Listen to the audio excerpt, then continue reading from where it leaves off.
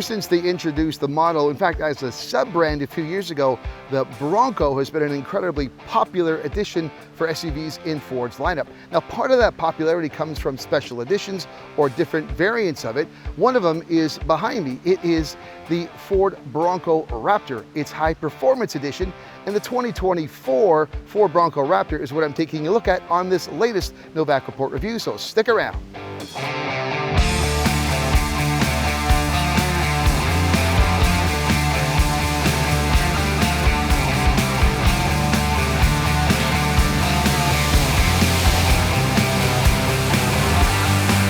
So with this Bronco Raptor for 2024, it's probably important to know what is the difference between it and the other Broncos available in the portfolio. Number one, and the one that probably is what most people focus on first, is the powertrain. In your traditional Bronco, you'll have two engine options. You've got a 2.3 liter four-cylinder engine that puts out 300 horsepower and 325 pound-feet of torque. That one does come with a manual 7-speed optional as well as the automatic. There's also a 2.7 liter EcoBoost twin turbo, and that one comes with 330 horsepower and 415 pound-feet of torque. But with this Bronco Raptor, you have an exclusive 3 liter twin turbocharged V6 that puts an output of 418 horsepower and 440 pound-feet of torque. And so, of course, what that means is there is no V8 in this Bronco Raptor. We've seen that before with the F-150 Raptor dropping to a twin-turbo V6. Yes, I know there is an optional high-performance V8, but, despite that, this still has plenty of output. It is matched to a 10-speed automatic transmission, and I mean, it has plenty of power. You're looking at 0 to 60 in about 6 seconds, and for a vehicle of this size and weight, that is still pretty fast. As for fuel economy, and I know if you're choosing the Raptor version, you probably aren't too concerned, but you should be. However, the posted combined fuel economy rating for this Bronco Raptor is 15.3 liters per 100 kilometers, and a very similar 15.4 US miles per gallon. That's not great, but I should say I have been doing better than that in my week with this. Now, I think that combined figure, I mean, normally your ratings come from a combination of city and highway driving. A vehicle like this is going to certainly include off-roading, because when you get into four-wheel, you get into Baja mode, it certainly does use a lot more gas. And I have done some off-roading, certainly this week, but my combined rating right now, and we're almost at the end of my week, is 13.8 liters per 100 kilometers. I've been down to 13.6 and 5. I haven't really been above 14.1 or 2, so I'm certainly doing a lot better than posted. When you look at the Bronco Raptor on the exterior, you will see some differences as well, some rather prominent, some less so. First of all, it should be noted that the Bronco Raptor is only available in a 4-door design. There's no 2-door design available with the Raptor, so it's only 4-door.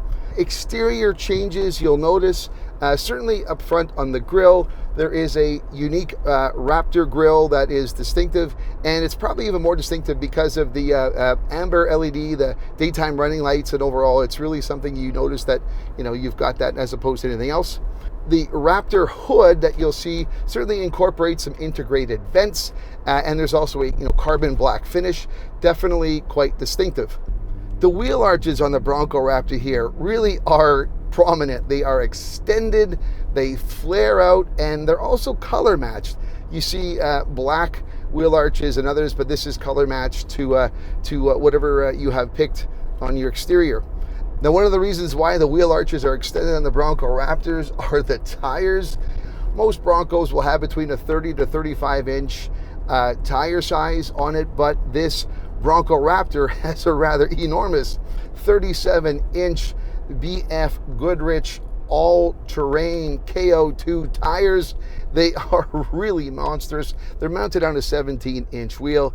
We're told that these tires are the largest ever fitted to a production SUV. I mean, I can't think of anyone that would be production-wise standard. I know you can get 37s and larger, but just right off the bat, these are really massive. Also, because of this capability, this Bronco Raptor will also offer some unique heavy-duty full vehicle steel bash plates. There are tow hooks in the front and the rear. There is a manual swing gate with additional exoskeleton reinforcement with up to 150 degrees of swing. And the ground clearance on this Bronco Raptor is 13.1 inches, which is higher than the standard 8.3 inches on the regular Bronco. That's like almost 5 inches of more ground clearance, and you certainly notice it when you're trying to get into this thing. I mean, I've driven most of the Bronco variants, and right away you notice just how much bigger this is. I mean, overall we're talking dimensions that are 2.5 inches longer, almost 10 inches wider, and 5 inches taller than the standard Bronco. So this thing really stands out compared to other Broncos. One drawback, despite it being a larger vehicle, is that the overall cargo volume and passenger volume is just a little bit less here in the Raptor compared to regular Broncos. Not a huge game breaker, but it is less, and that usually accounts for more additional suspension equipment and basically off-road capabilities, which I'll talk about next. All Broncos are designed to go off-road, but if you're going to put a Raptor badge on it, naturally you're going to make it more powerful and more capable. Now, the standard Bronco is equipped with the High Performance Off-Road Stability Suspension System, or what they call HOS. But with the Bronco Raptor, what you're looking at is an improved suspension system by incorporating the upgraded HOS 4.0 system with live valve technology. This HOS 4.0 system also includes Fox 3.1 internal bypass semi-active dampers with integrated reservoirs at the front and remote reservoirs at the rear.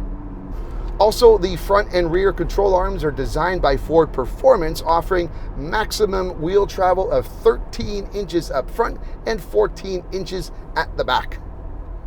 And for those who like to waterford, this has a waterfording depth of 33.5 inches. So this isn't the debut year for the Bronco Raptor, but there are a couple of changes for 2024. Notably on this tester is the Code Orange package, which applies to the Raptor family's distinctive hue across the cabin and exterior of this Bronco Raptor. The body wears Code Orange themed graphics on the rear fenders, which look pretty cool, while the tow hooks and the beadlock rings on the 17-inch dark carbonized gray wheels add Code Orange. And here on the interior, you have these Code Orange seat belts combined with the black onyx interior. This color that I'm in right now is also a new color for 2024.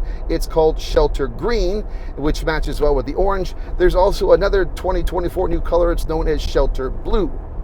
Just a couple of general observations about the Bronco as a whole, not Raptor specific, but as you know, it is primarily competing against the Wrangler. And just like the Wrangler Broncos, you could remove the roof, you could remove the doors for that completely open experience, something that's a lot of fun. I have done the process of removing doors and roof for the Wrangler and the Bronco, and I have to say I far prefer doing it with the Bronco. It is easier, especially with the doors. There are a couple of reasons. Number one, I've always had some difficulty with the electrical connectors on the front doors in the Wrangler. It's just where it's positioned. I'm always pinching. It's kind of tough to see. It's far easier to disconnect both front and rear doors, and even with the wiper fluid and the rear wiper blade on the Bronco. The other big benefit, of course, too, is that the side view mirrors are mounted to the body of the Bronco and not to the door, such as it is with the Wrangler. And that's a big bonus because, I mean, depending on where you are legally required to have at least one side view mirror. So if you have the Wrangler, you got to get a kit. Not a worry here. It's attached to the body. Just take off the doors and away you go. No safety concerns. I always appreciate that far better this way than I do with the Wrangler. Overall, in terms of the drive experience with this Bronco Raptor, I really have enjoyed it, especially off-roading. The 37-inch wheels and the changes to the improvements to the suspension system, this has been a blast. There was nothing on any terrain. Now, I didn't have the most difficult terrain available. I don't have Moab here. I don't have, some of the more difficult terrains available that you'd see in some areas of the US, but still, there are some decent roads on here, but there was nothing that this couldn't handle, and handle with ease. the additional ride height clearance. It really is a blast, and it's a smooth ride too. I really enjoyed it. I keep looking almost for excuses to go off-roading. It's a niche vehicle. It's not a daily driver. I don't know if I would own this as a daily driver because, again, it's more than I need, certainly more thirsty than I would want, but I really do enjoy it for the way it's meant to be used and maximize that is in powerful situations for performance-oriented off-road driving. This thing is a blast.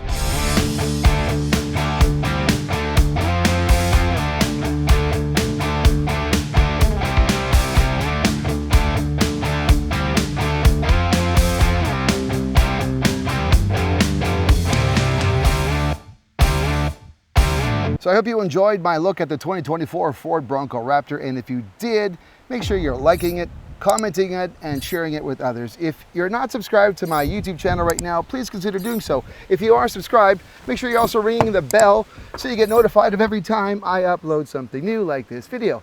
That's it for now though. I'm gonna go and enjoy this Bronco Raptor a little bit more. I'm Novak. Thanks so much for watching.